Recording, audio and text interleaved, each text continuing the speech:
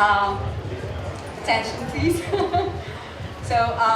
My name is Aida Saudat. I'll be moderating this panel, and it's about gender equality in the MENA region. I'm part of the network of basically Oslo Women's Rights Initiative, which is a new and young organization. We are trying to bring together leading activists from different countries in MENA region who are living under violence, or their countries are having issues. There are huge political issues, and they're trying to basically intervene and advocate for women's rights.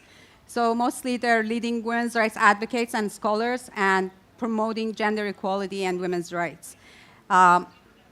Without further ado, please let me introduce Hana Al-Khamri and Azadeh Purzand, which are basically part of our growing network of Oslo Women's Rights Initiative.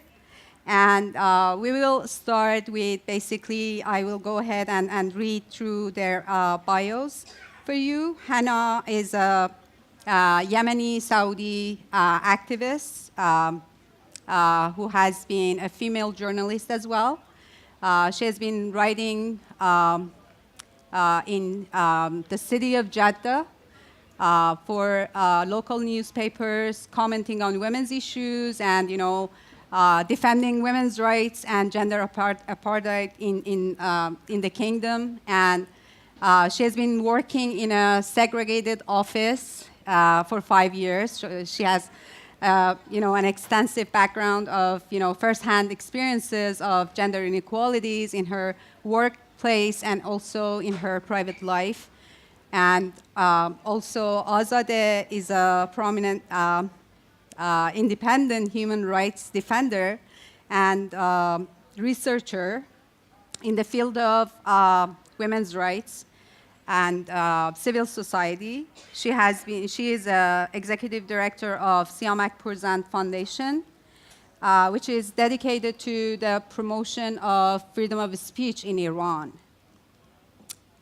She has been, for a long time, she has been working with different organizations in DC and other basically organizations in the UK and like IREX and let me go through, Small Media Foundation, Open Society Foundation, and her research and writing focuses on human rights in Iran with an emphasis on freedom of expressions. So she's promoting ethnic and civil society groups through empowerment, and also is focused on empowering women in economic, era. So she's also the daughter of Mehrangiz Kar, which is a prominent human rights lawyer in Iran. She has been a leading activist and defender of human rights and women's rights, and an idol for a lot of younger generation group of advocates who have been fighting for gender equality in Iran, like 1 million signature campaign, which is an example of the type of work that we have been doing back in the country. Our panel would be basically focused on some general inequalities that is going on in our countries in the Middle East, and we will be focusing on Iran and Saudi Arabia today.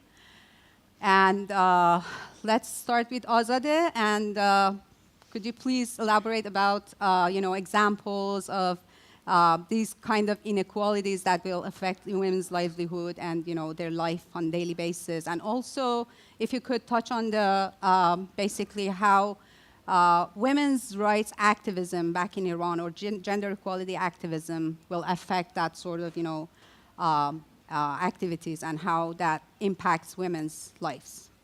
Right, thank you so much, Aida. It's a pleasure to be here.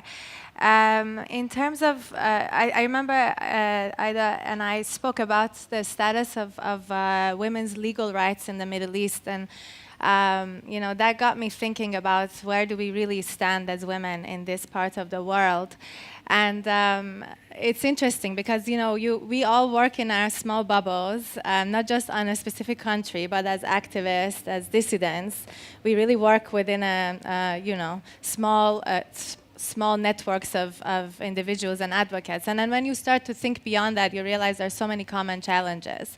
And how I would characterize where I think we would stand in terms of legal rights as women in the Middle East is that unfortunately, if you scan the region, you see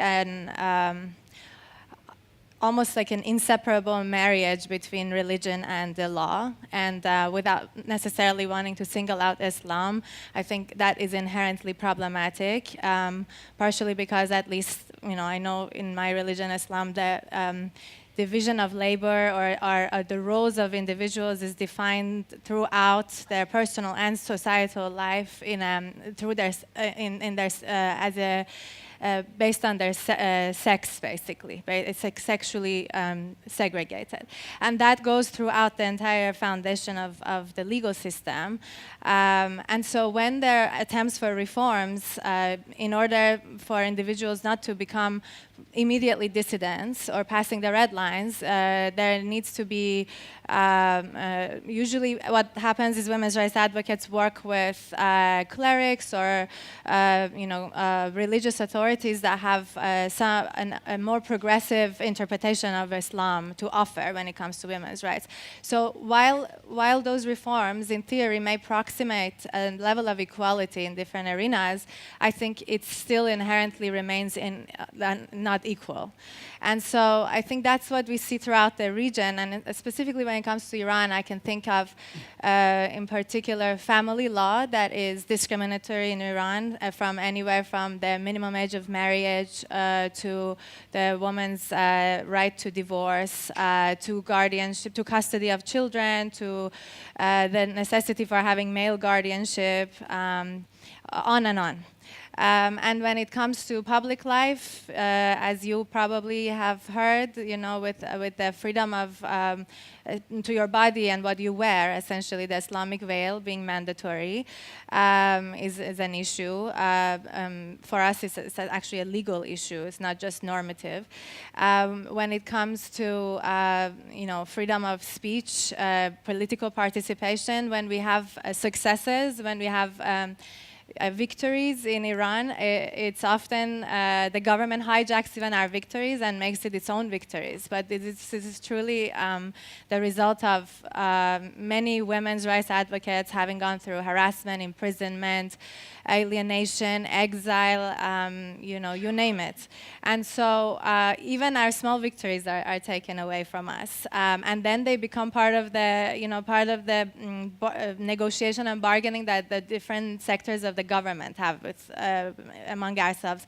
I give you an example. Just a few days ago, President Rouhani of Iran, started talking like an advocate about the necessity of, about how he doesn't understand why women can't be in sports stadiums as fans to watch games.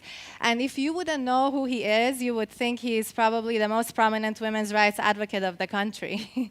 So they hijack our agenda, and they not only that, they don't do anything about it. The way he talked about it, it was an attack to the hardliners, making himself align more with the advocates.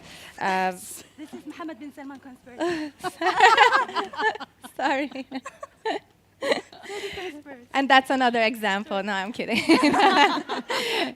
No. And so, but without any real determination to make a change, even in something as small as women wanting to just watch their favorite teams. And then when they're asked, when people try to risk their freedom to even hold the decision makers accountable, then they say, "Oh, sorry, but we can't do anything. The president of the country has no real rights to change the laws. So why do you run for president then if you don't have?" So we have these kinds of challenges, but all of this, I don't want to sound too pessimistic in the sense that I think how I see it is because women's rights is limited throughout their life cycle and throughout different aspects of life. in a strange way, this discrimination, this extreme discrimination, when they become advocate, gives them power to advocate for everything in that country. Because, you know, if you're a women's rights activist, you're inherently a freedom of expression activist. If you are a freedom of expression activist, then you're inherently trying to actually talk about the law. So you become a rule of law advocate. So it goes on and on. So I think, at least in my experience, women's rights advocate become as the forefront of any kind of quest for change, and then as most of the times as peacemakers, they also don't want to have that change with violence. So they become really I don't want to generalize, but I would say on average they would become peaceful advocates for change towards equality, but not just for women, for ethnic minorities, for religious minorities, for marginalized communities. And this is really a powerful voice to have. So I just end my answer with that. Thank you, Azadeh. Also, we know that, you know, all of us the network that is working on women's rights have been facing a lot of similarities in these countries that we're working on, including Saudi Arabia and Iran, which their governments are kind of fighting with each other, but they are providing the same repressions on women's rights activists, and we have the same challenges and barriers when it comes to women's rights. So, Hannah, would you like to elaborate more on the situation of women in Saudi Arabia and the Kingdom, and also could you please talk a bit more about the challenges that, as a women's rights advocate, are facing? There has been a lot of recent crackdowns on Saudi women's rights activists. A lot of them have been arrested recently. So if you could provide a little update on that as well, I appreciate that. Well, thank you so much for having me here today. I think after this seminar, I will be labeled traitors in Saudi for sitting with Iranian women rights activists, but also for conspiring in fashion. So yellow is the new color of feminism. So I would like to start by going back in 1919 in Saudi Arabia. 47 Saudi women, they drove their car in the city of Riyadh to protest the ban on women driving in the kingdom. Those courageous women, they were arrested, humiliated, they faced smear and defamation campaigns, they were stripped from citizenship, and they had to pay a high price for that demonstration.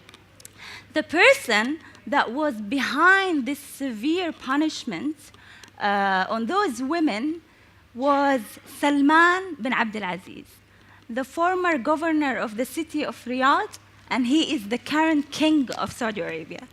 So my spontaneous question is, considering all the reforms and the news of changes in Saudi Arabia, did Salman bin Abdulaziz become a feminist? Is he a gender equality advocate? Well, that's not the case, and I doubt it. And there is a similarity when it comes to the issue of hijacking victory from women's rights movements in Saudi Arabia. As you said, Iran and Saudi Arabia, they are enemies, but their only common goal is to oppress women. So ironically, when they left the ban on women driving last year, the media army in the kingdom established a hashtag calls or reads, "The king stands up for women." And they discredit all women's rights activists who've been campaigning for years for this right. Not only that, they even called prominent women's rights activists in Saudi Arabia, and they asked them to not comment on the decree, to not involved in pushing for further change. And just two weeks ago, we heard about the news that prominent women rights in Saudi Arabia were arrested. So this doesn't go in line with the news of liberating women and changes that are taking place in Saudi Arabia. So therefore, it's very important to be cautious and very critical of the development in the kingdom, what we are seeing, there has been a crackdown on dissidents and women and human rights defenders in Saudi Arabia since 2015. So the recent arrest is just a part of a series. But the world was taken and charmed by a charismatic authoritarian ruler that have been sponsoring a huge PR campaigns. So there was no mood to pay attention to what is the crackdown that was taking place in the kingdom. I see the Saudi regime similar to the Italian Mussolini dictatorship, where the regime reserves the right to be the absolute interpreter of women's and society needs. Despite the claim that women are granted rights, they are not involved in the process, they are not asked. Instead, they are condemned to silence, harassed, and arrested. So I think it's important to start to describe the context in Saudi Arabia before going into the gender discrimination aspect. I lived in the country, and from my experience and the experience of many other women, you live in a gender apartheid state. What does that mean? It means you as a woman are kept in a political, social, cultural, religious, and civil shackles. That segregation rules your life from kindergarten to university to even workplaces. So I worked in a local newspaper in Saudi Arabia in an office that is segregated from my male colleagues.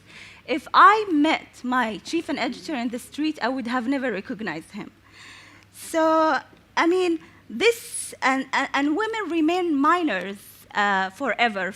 I mean, from cradle to the grave. So the news about allowing women to drive a car, it's also a reminder that women will will drive a car, but they will remain under the male guardianship system. What does that mean? It means you, as a woman in Saudi Arabia, you have to take the consent or the permission of your male relative. That includes your father, your brother, your husband, and even your teenager son, to travel, to work, to get passport, to do anything. So the struggle for women's rights movement in Saudi Arabia continued, and there is, of course, lots of gender discrimination in different aspects of life in the kingdom. In education, for instance, women are not allowed to study all subjects in the kingdom.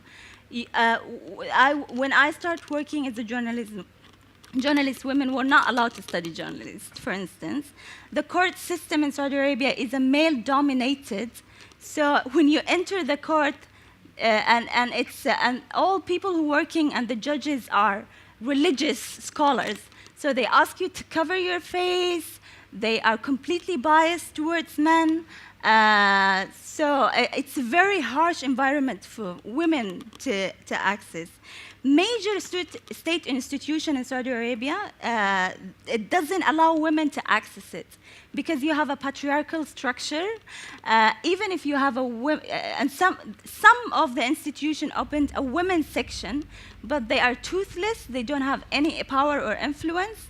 And if you go and ask for help, they have to hand all the paper behind the door to the male section to make a decision about it.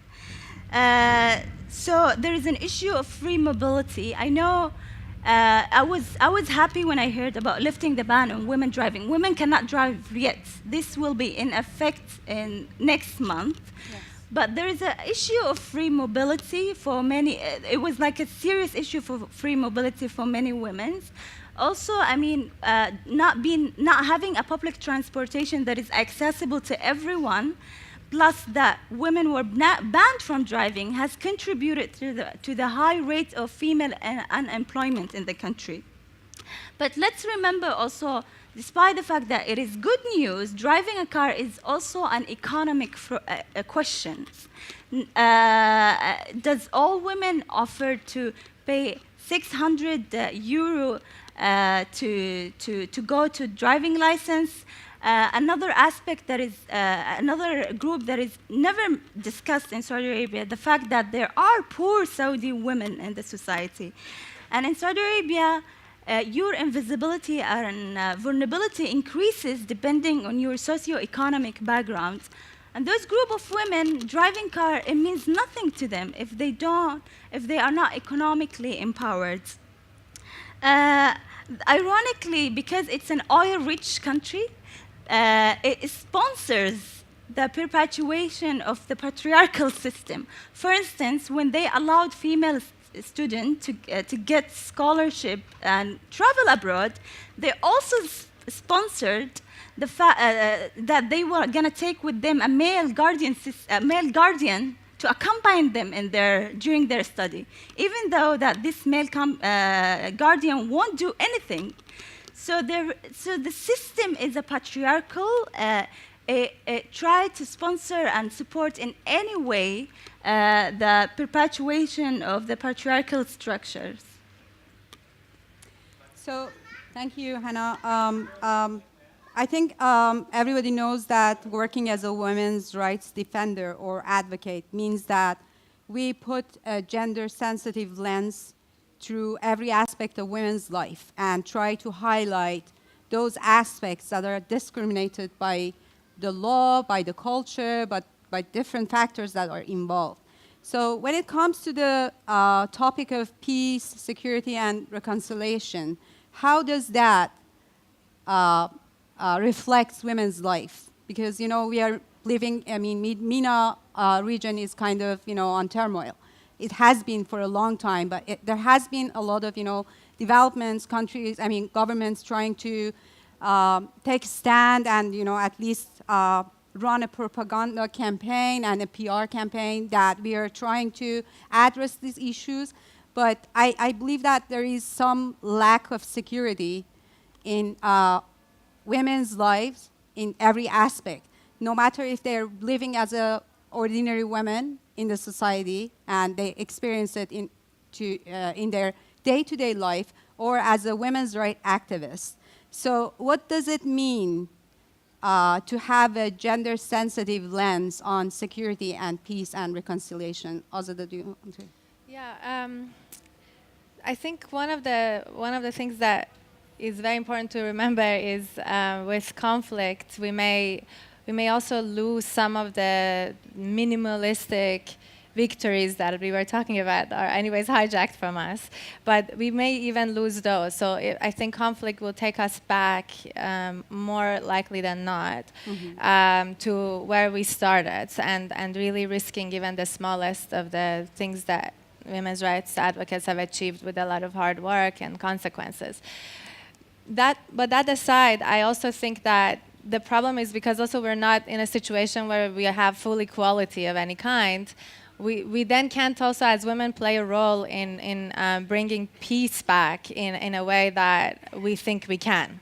Because, you know, if you're not involved in the political processes of negotiations for peace and things like that enough, as much as men are, or your perspectives are not included, then you're also excluded from the solution. So, you know, you suffer, I would say, arguably doubly from the consequences, but also you can't, in the country or the context in which you come from that's discriminating against you also cannot benefit from very important perspectives that you have, which is not only on women. I mean, it's about, you know, children's rights. It's about safety of the family. It's a community. It's about ways of negotiations. It's about understanding the DNA of every community. So it goes beyond. It's more. It's a perspective, really. And so I think that is really how I see the way conflict can harm our regional movement, I would say even our global movement.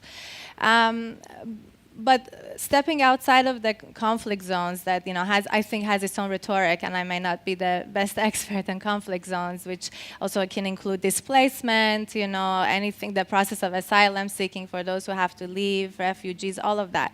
Let's put all of that aside for a second and talk about countries in the region that are not considered conflict zone. Again, going back to my field of expertise, which is Iran.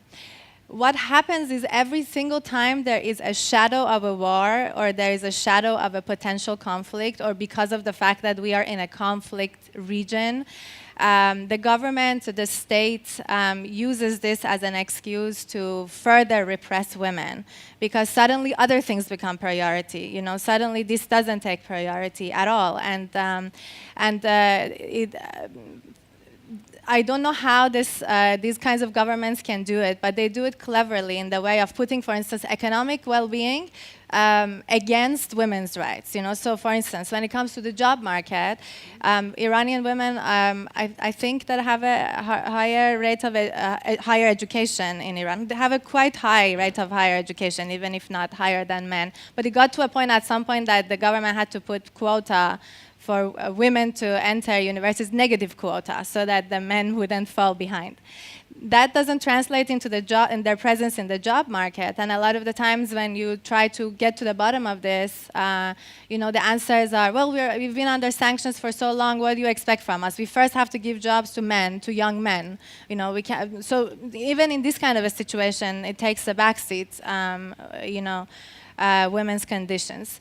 Or, for instance, I remember growing up in the war in Iran that the government did a massive campaign for many years of equating pious women and fully veiled women as a symbol of battling Saddam Hussein or the West, you know. And a lot of us weren't questioning it on a daily basis because it becomes, you see the posters, you see the campaigns, and you know, gradually it becomes like part of your life that, yeah, okay, like men are supposed to go fight and women are supposed to keep their scarf very close to their head, you know. So I think what happens is the shadow of a conflict, the proximity of a conflict, then helps the ideological narrative of states like the Islamic Republic. All of that aside, I would say on a personal level, women's rights advocates, and I think that's just not for women's rights advocates, I think human rights advocates, face a whole other range of intimidation, I would say intimidation campaigns against them. Now, when the government when you're in the country, they would do things like, you know, first they try to harass you for the safety of your family. You know, if you're a mother, they harass you for the safety of your child. This happened to my mother and me. You know, they would tell my mom that, okay, if you don't stop talking, you may not see your daughter coming back from school tomorrow. Just that would be an earthquake in our household for a night, because how would I go to school? You know, who would bring me back? So they would use the sentiments of a woman in order to create, to instigate further intimidation. Similar goes with, you know, defamation campaigns against women in terms of, you know, oh, this woman has been with this man, or, you know, these kinds of things comes up a lot. When you're a dissident in exile, it has happened to myself many times, time and time again.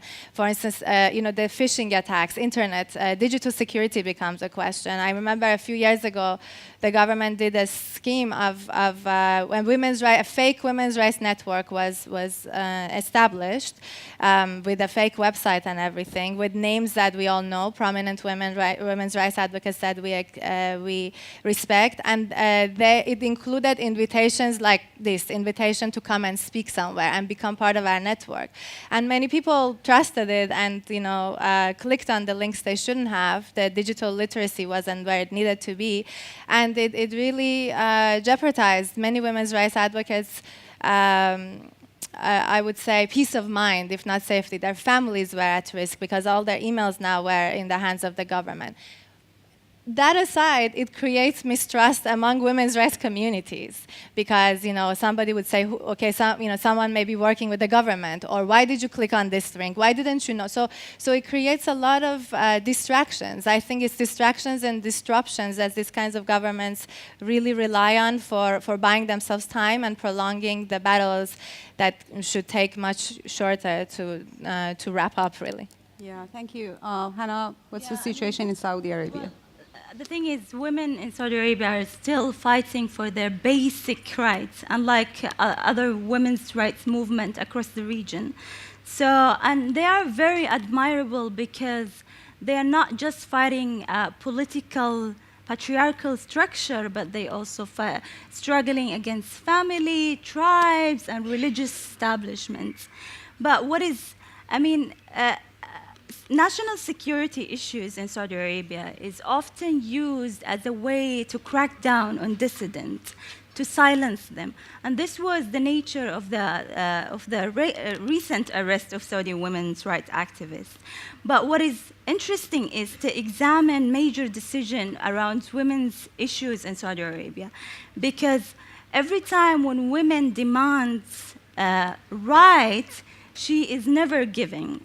She can be granted some rights only when it serves the agenda and the interests of the patriarch. For instance, in 2001, prior to 2001, women were complaining for years that their national identity card, women didn't have their own national identity card, they just belonged to their male relative national cards. And this caused an issue of abusing the women's identity, and they've been raising concerns and complaining about this issue, but it was falling on a deaf ear until 9/11. So when there was a terrorist attack inside Saudi Arabia, the kingdom, the regime decided to give women national identity, their own national identity card, only for security reasons, not because they believe in women's rights, not because they believe in gender equality. And 2011, and prior to 2011 and the Arab Spring, women were demanding political participation, to be active in the Shura Council, and to participate in the municipal elections for years and decades. But they never got a positive response from the regime until the panic of the Arab Spring hit the region. So, in that moment, the king was afraid of the change that was sweeping the region, so he used women's issue as a card of survivor and appointed some women in the Shura Council and allowed women to vote and stand as a candidate in the municipal elections. And then when it comes to lifting the ban on women driving, it's not again because the regime is a feminist now. It's because it has other incentives. It's mainly economical. The country has faced economic crisis following the drop in oil prices. So, and you know, Saudi Arabia, there is no taxation. It's a dictatorship. For years, the regime was, distributing tax-free services in return for loyalty. Mm-hmm. So the economy hit, and this has created a crisis a legitimacy crisis for the regime. So one way to avoid this crisis is to send women to the market and remove one of the main obstacles, which is transportations. And it also reflects the internal power struggle inside Saudi Arabia, because we have a young prince who is jumping over the succession line and who is using women's rights as a way to increase popularity and to support and to protect his legitimacy. So, I don't want to sound very... I actually received a call from a journalist once who told me, I know you are critical, but could you please be a bit positive? So and this is because of the mood that is set up by Mohammed bin Salman PR campaigns. So I'll try to be positive, cautiously positive, which is, these are good things. It's one step forward, and there are plenty steps backward for Saudi women. But the problem is, these things are granted in a society where there is no independent civil society that could guarantee or safeguard these changes, that could actually push for other changes. So, and it's actually changes that was granted under pressure. And what is given under pressure could also be taken away from you under the first pressure or crisis the regime might face. Furthermore, most of the mechanism of implementation is not clear. And this is the nature of fascist, dictatorship society. So So, I mean, one thing that the Saudi regime fears the most, it's a bottom-up change. Right. Yeah. No, Please. go on. Please go. So yeah, I mean, I was going to that question of how much that top-down change will affect women's life. What is the role of, let's say, state feminists or the feminists who are kind of positive about the, the legal structures that the government is trying to implement within the, gender inequalities, and they feel that there might be effective because they bring new culture by implementing new laws. What is the role of, bottom-up change, or is it like better to change the society and the culture? And what is the approach of women's rights activists? What does the women's rights advocates bring to the table in that regard? Yeah, I was, when we had this discussion about the state feminists, that's what you call them, I started to really think, what does that mean to me, especially in my career of having had to support a range of women's rights groups and organizations working abroad and in country. And I think I have learned to put sometimes my cynicism aside for operational reasons when it comes to state feminists. If you ask me personally, I think the sincerity of an individual who who align themselves with a state that is inherently flawed when it comes to equality, when it comes to women's rights, that already questions the intentions of that individual, who then is the decision maker. But let's put aside the question of sincerity and the paradoxical, the paradoxical nature of this phrase, state feminist, aside as a theoretical discussion to have. In my experience, I think there are different kinds of these kinds of state feminists. There are the kinds that I know, for instance, with Iran, they have had women advocating very seriously against women as decision makers. So they put women against women, essentially. So you have those kinds of women. Then you have women as representatives of the government who are benign / useless when it comes to the women's rights agenda, when it comes to the equality, but they're there, and they're good to count for numbers when it comes to developmental indicators of political participation of women.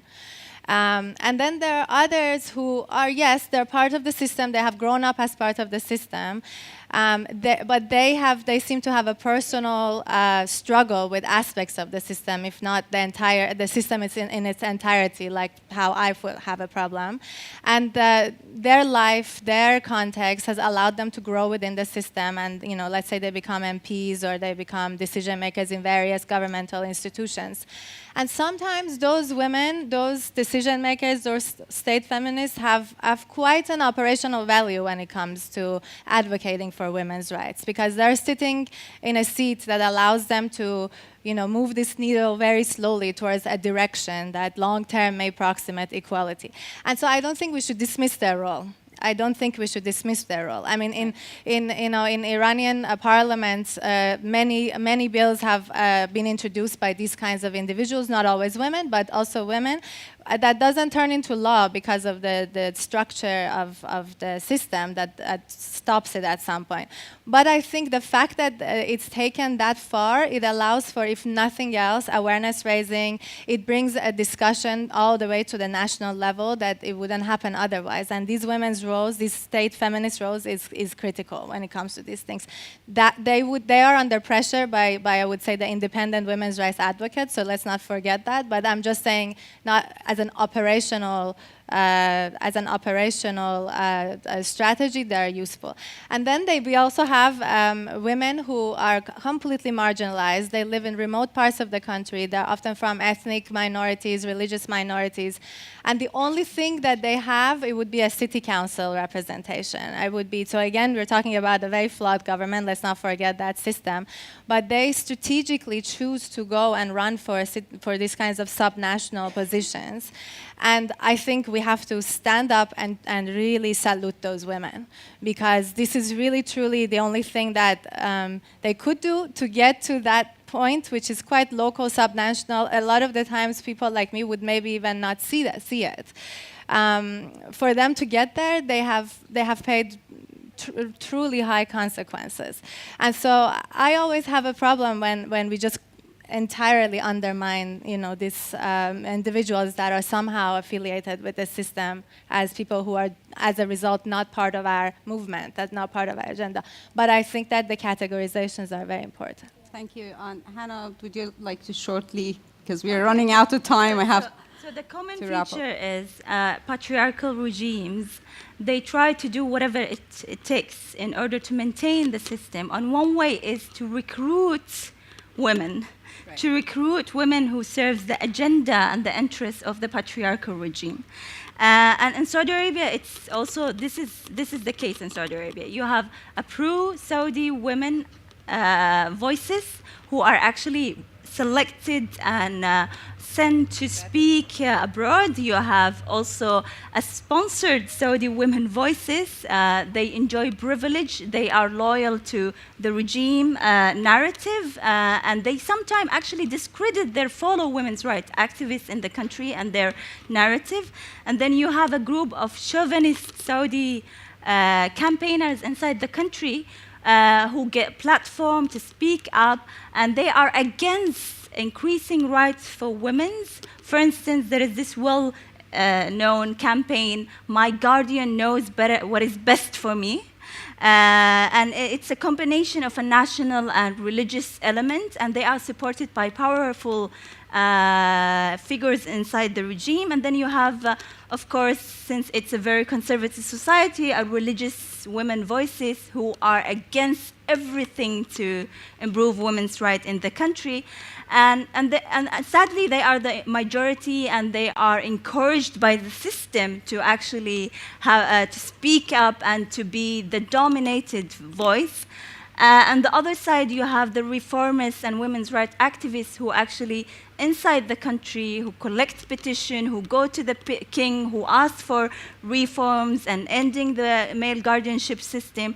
And those women are the most courageous because they're taking such a great risk inside the country, but they try to not confront, the regime. They try all the time to address the problem from a social aspect rather than a political aspect.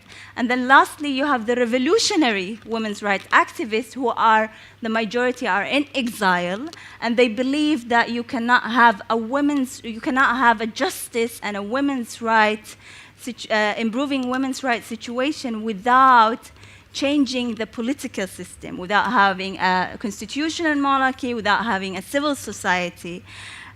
So unfortunately, patriarchy recruits women who actually work so hard to maintain oppressions and inequality. Thank you so much. We are running out of time. I would like to open floor for questions, if any. Two short questions, please. And it's not going to be a debate or conversation. So just if you have questions, please feel free to raise your hand. Yes, please.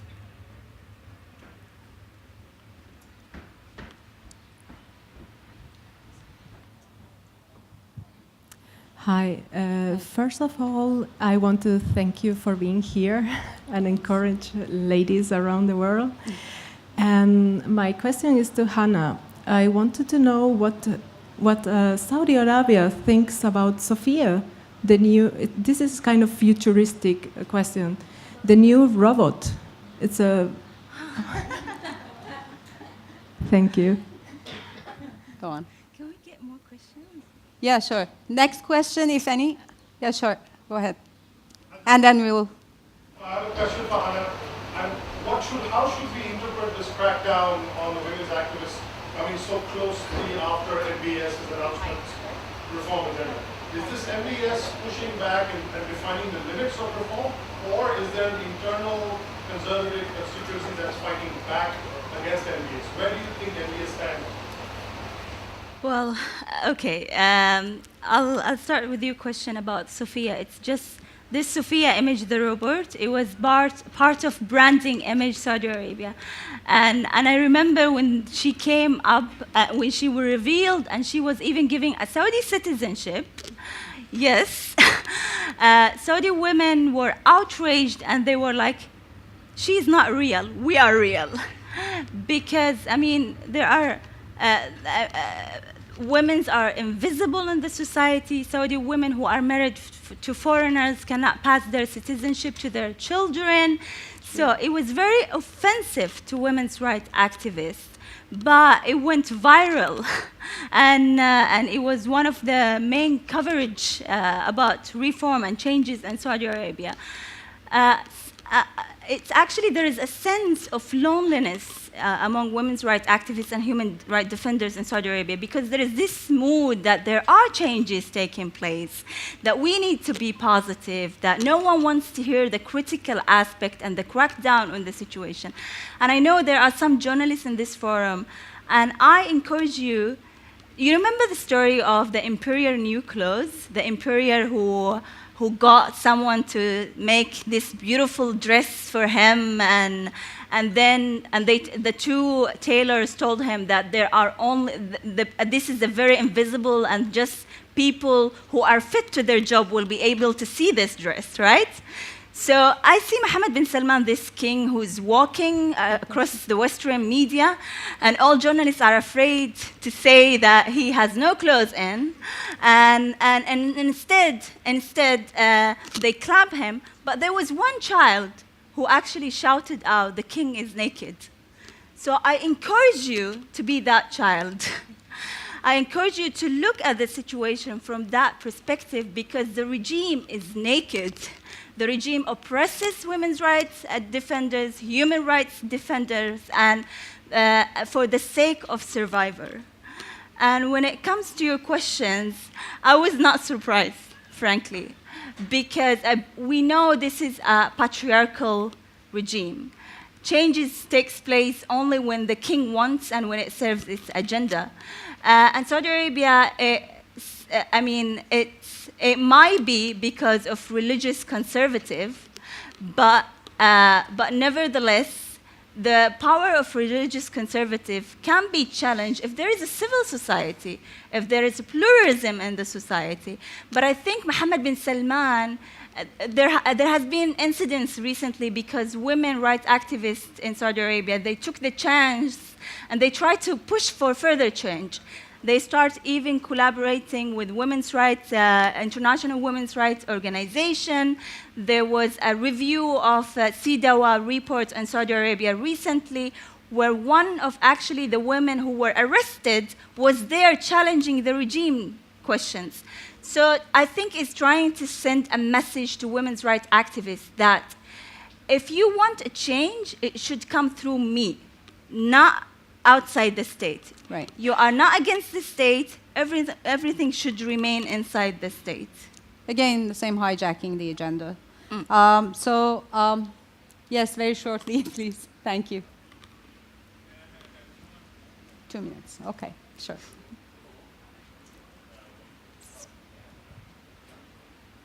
Thank you. So I know that Saudi Arabia and I assume some similar countries, as they put on a face for modernization, tend to be hosting industry conferences and events, and some of them are sort of for women, showing off women's rights changes, and some are more industry specific. And I'm curious what your recommendations are for foreigners as it pertains to those kinds of conferences. Is it meaningful to see these countries from the inside yourself? Is it meaningful to go there and try to connect with women, or are you purely being used as a tool of the state?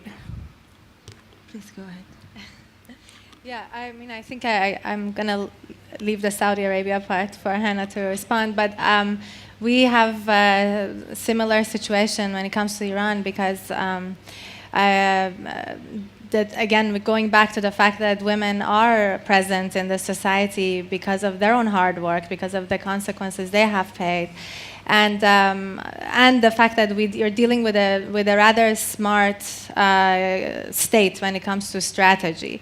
So all of the things I mentioned to you about like state feminism applies to other industries, applies to other sectors. We have the same situation with the pseudo-private sector. We don't really have a real private sector because of the Revolutionary Guard, but you know, for instance, let's say women are now like there is a woman who is the head of the like a major airline in Iran. We can't undermine her. So she may be at a conference you would go to, and just because she has grown within the system, we can't say it doesn't count. No, but we have to remember what she has gone through to be where she is, and what many others who are like her have gone through and haven't managed to get to where she is. So in other words, a woman you know, would have to compete in a very unfair situation in order to be where she is, and for her to finally get to where she is, where you would meet her as a you know in high-level conferences across different sectors, she would have had to have privileges that are not only her hard work and intelligence. Sometimes it is. I'm not saying it's not, but other times it's the context, her family background. A lot of the times, even for higher level education, some degrees, you would have to go through screening so that they can vet you for being Islamic enough. What does that even mean? To make sure that you are your family and you are enough pro national security, and you know. So I would say this happened with us because of when JCPOA and the nuclear agreement happened with Iran. There was this sense of positive, everything was good. And we weren't saying it's bad, but we were saying this is not the whole story. And as a result, for instance, a lot of businesses started to become interested in Iran. And my point is, it's not that you should just boycott these things, but it's very, very, very dangerous when people don't know the context, and that's the only thing that they see as the context. So I think the engagement has to be cautious, and an element of that engagement has to include advocacy. So, you know, questions asked from these individuals when possible.